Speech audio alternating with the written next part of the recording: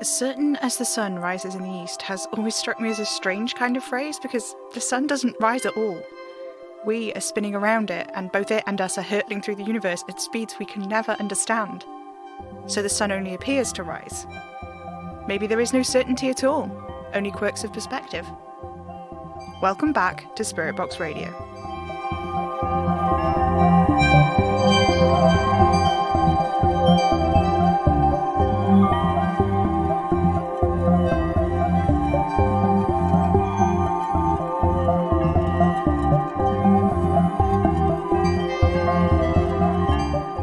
Hello, faithful listeners. Welcome back to the Enlightenment segment. And boy, do I have some enlightening things to report to you this week. Kitty's been playing around on the forums trying to figure out how it all works. Her computer skills aren't incredible, but she's better at it than I am, so she's not sure exactly what's going on with it. The code for the site makes no sense, apparently. There are characters in it which shouldn't be possible to include. She found a bunch of algis in there, and a whole lot of what appears to be binary, even though the rest of the script is in rich text. I don't know if you can tell, but I have absolutely no idea what any of that means, but it's apparently unusual according to Kitty. She spoke to Stickler and Stickler, but they don't do a lot of digital illusion as it's still very much an emerging market, though they are looking to develop their practices in this area. They weren't able to help much except to agree that it was all very strange. Kitty and I have also been looking into the Impossible House on Bainmouth Road. Kitty showed me how to find places on Google Maps and, well, we couldn't find a Bainmouth Road in Disseth on there at all. Kitty says to her recollection it was just off Pandy Lane, but the turning she remembers just looks like a dirt path. She's pretty sure the house's protections are messing with the whole street's ability to be perceived or something along those lines, which is pretty unsettling, to be honest with you. My gut feeling is that the powers of the house are expanding, and Kitty says that based on what she's seen, I'm right. She's operating on the assumption that whatever's there now isn't a house, like the Sticklers told me, that there's some residue left over from whatever happened the night of my 7th birthday. Neither Kitty nor Anna have any ideas what Em was attempting to do that night, what it means for me, or what we could try to do about it. Regular caller Beth's suggestion that perhaps the reason my magic just sort of happens rather than obeying ordinary rules of intent and attraction is still pretty compelling, but somehow I don't know, it doesn't fit. When I do these things, even if I don't mean to, I feel it. I feel it shuddering through me, this massive trembling force. It's not coming from anywhere else. It's me. Whatever it is, it's inside of me, or a part of me, or I'm a part of it. I don't know. I don't know. Are you seriously just going to sit there the whole time? Yes. Could you at least, I don't know, read a book or something? You staring at me is not fostering a very positive broadcast environment. Is this better?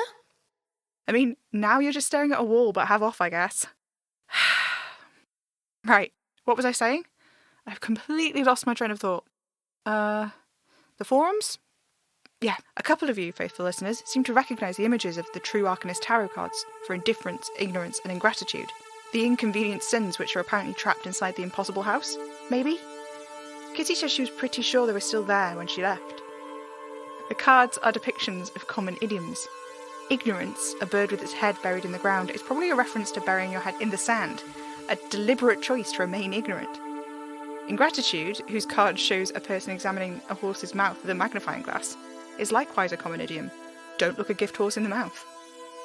What's interesting about these cards is the way they relate to one another, as George on the forums pointed out.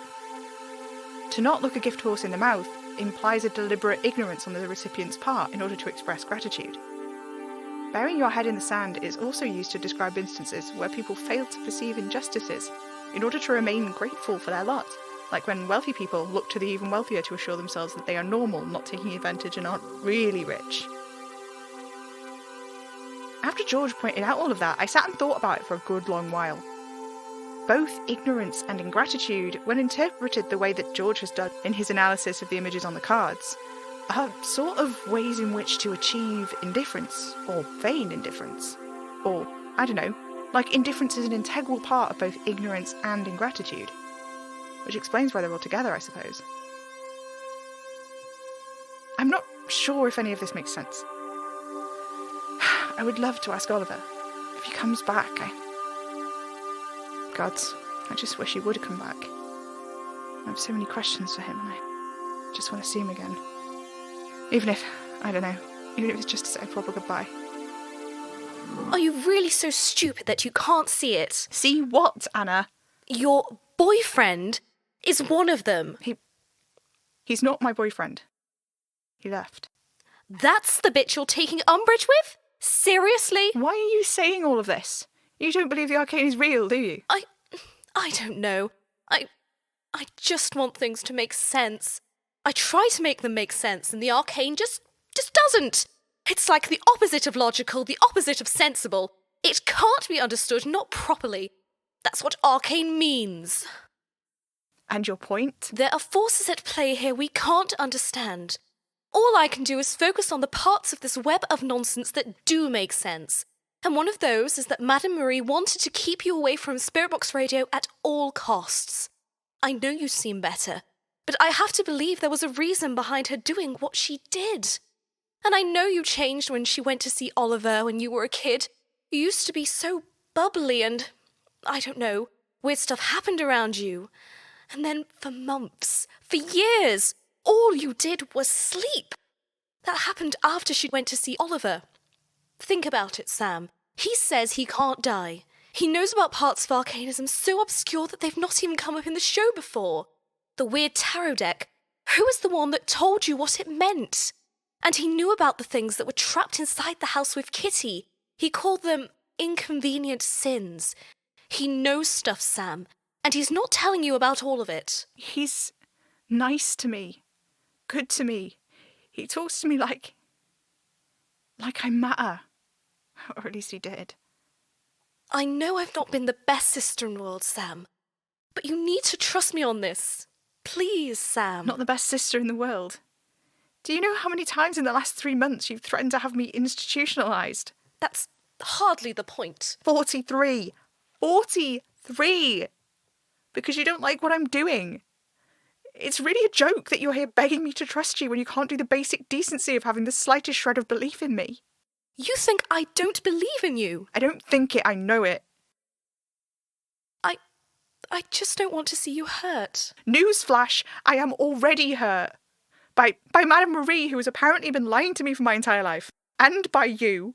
You know, you yell at Kitty for just blindly doing whatever Madame Marie says. She doesn't. She does what she's told, yeah, but she questions it. And you? You just complain, and at the same time pick and choose which bits of Madame Marie's doctrine you're going to blindly swallow. I beg your pardon? You heard me. This is all beside the point, Sam. Maybe you can't trust me, but you can't trust Oliver Boleyn either. How would you know? You don't know a thing about him. You don't know what he's like. He's soft. He's Oliver. If he was here...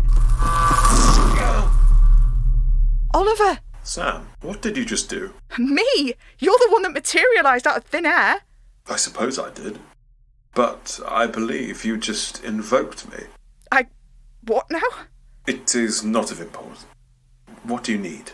Sam, did you just summon your boyfriend out of thin air? Again, not my boyfriend. Or at least not anymore. You know, not that he ever was. He just left, remember? I really feel my presence is not required. Actually, for this. it is. Would you please tell my sister that you don't have any, I don't know, secret agendas or something? I can't. What? You see? I told you. He's in cahoots with them. You can't trust him. She's right. Oh, well, that's just fantastic. Great. I told you this was a mistake. That I never should have invited you back. I should have told you to leave the moment I realised. Realised what?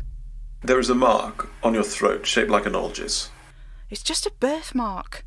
Serendipitous that the son of a witch would be born with such a mark, is it not? Can't you just say things?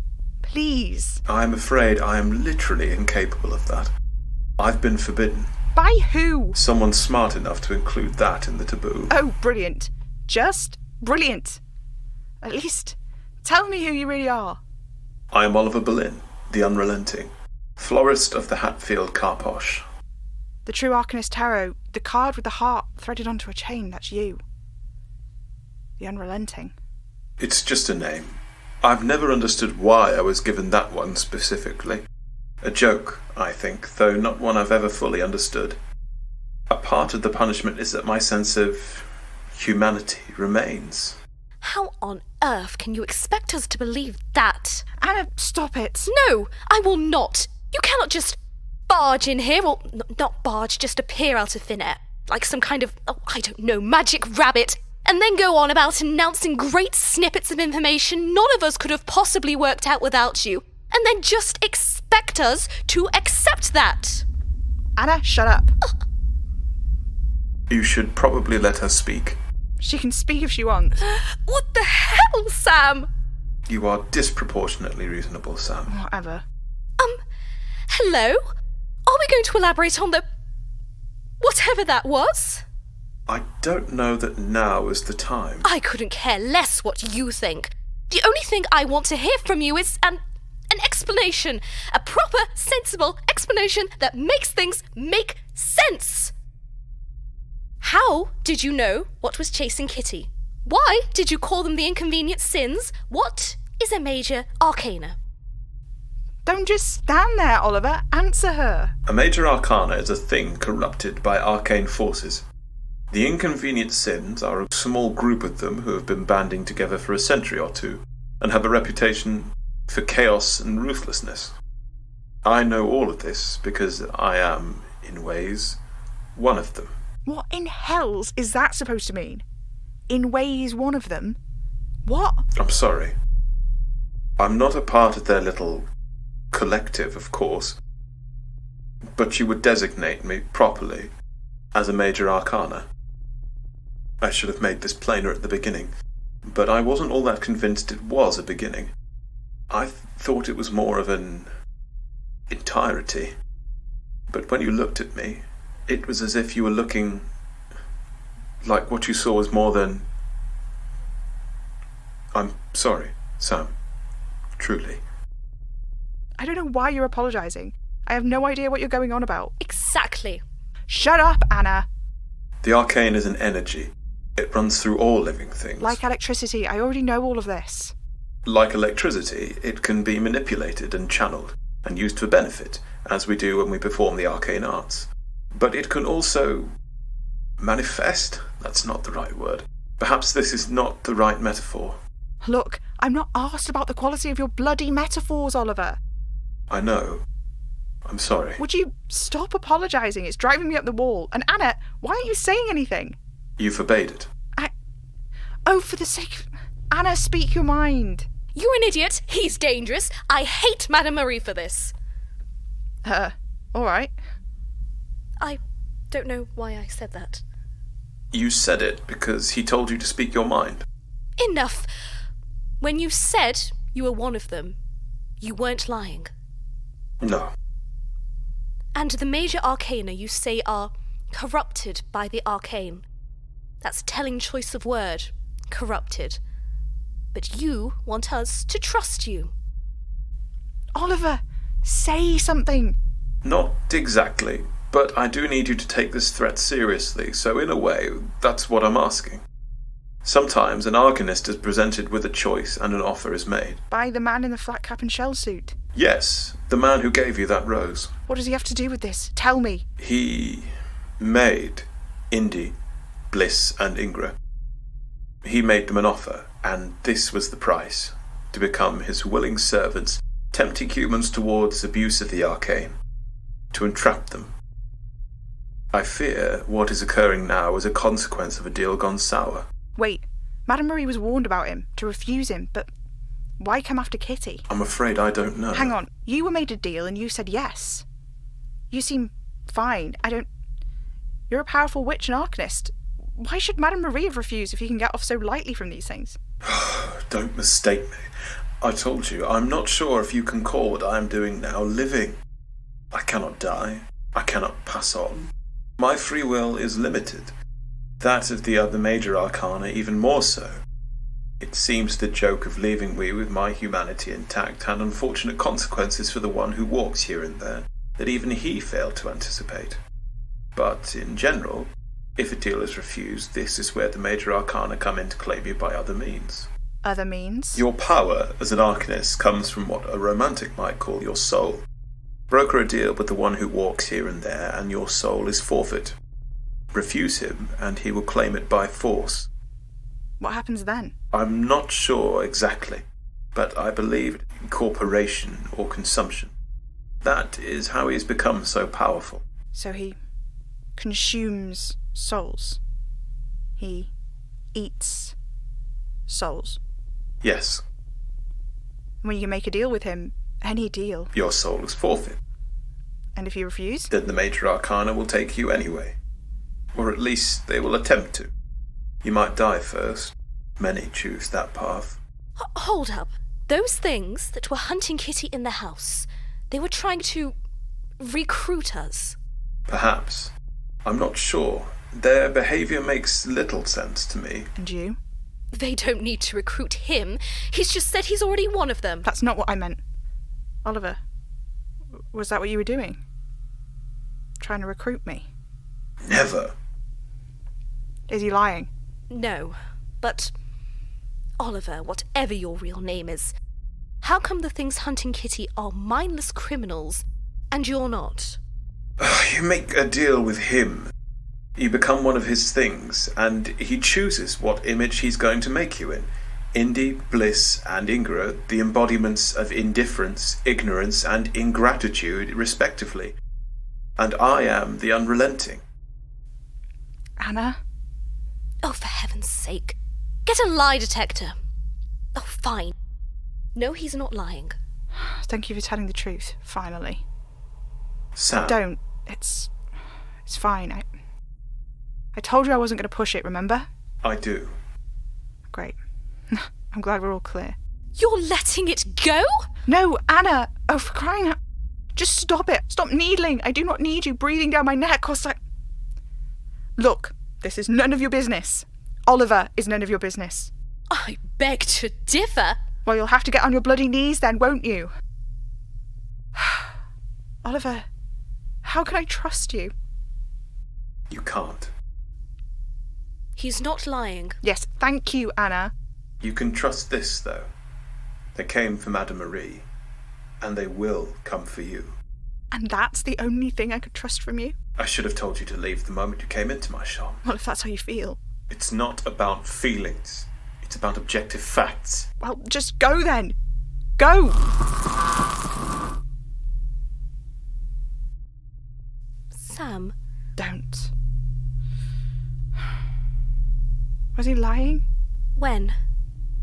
About telling me to leave? I don't know, Sam. Oh, so now you're fallible. I never said I wasn't. I don't even know that this thing is a thing.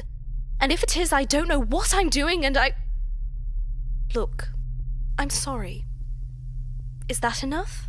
Yeah, I guess it has to be. I really am sorry. Would you just leave me alone, please? Yeah. I can do that. Thanks. Faithful listeners, I'm sorry about all of this. You shouldn't have to be party to all this nonsense. But I'm sure you'll have plenty of useful things to say that'll help, won't you? We're friends, aren't we, faithful listeners? Though I don't know you, surely by now you know me. I'm just trying my best. It seems like Madame Marie...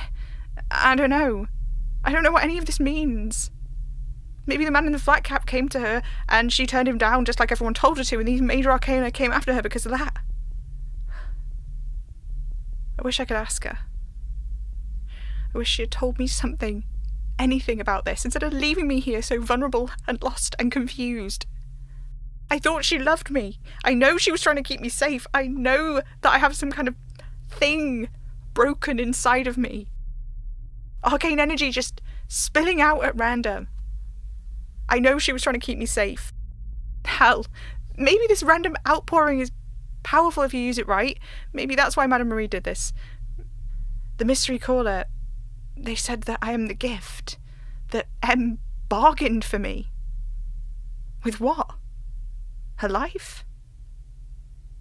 Maybe she kept me a secret because she knew that, I don't know, that something went wrong, that I'm not as good as she was hoping, not as good as the man in the flat cap and shell suit wanted.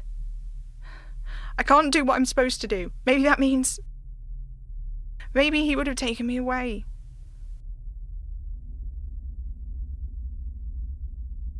You should have let him take me back, Em. If it would have saved you, you should have let him take me back. I'm useless. I'm monstrous. I'm wrong. No. Not wrong. Arcane. I don't know. I think it's time to sign off for the night. I have things I need to do.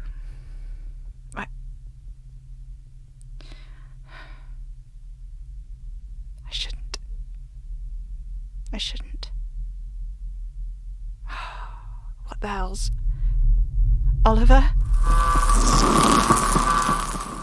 It worked. Sam. I bid you a restful good night.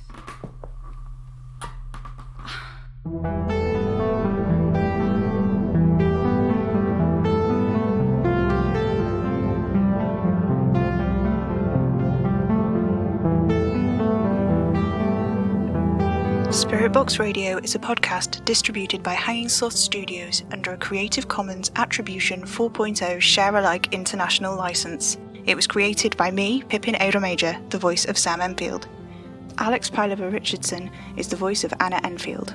Will J. Cummings is the voice of Oliver Berlin. Music is by Maybe Wednesday. If you like the show, let us know on Twitter at Hanging Sloths or stop by our website hangingslothstudios.com.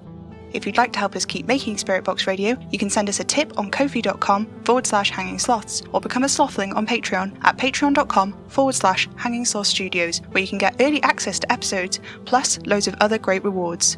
You can buy merch in our coffee shop, links in the description. Spirit Box Radio is recorded in front of a dead studio audience.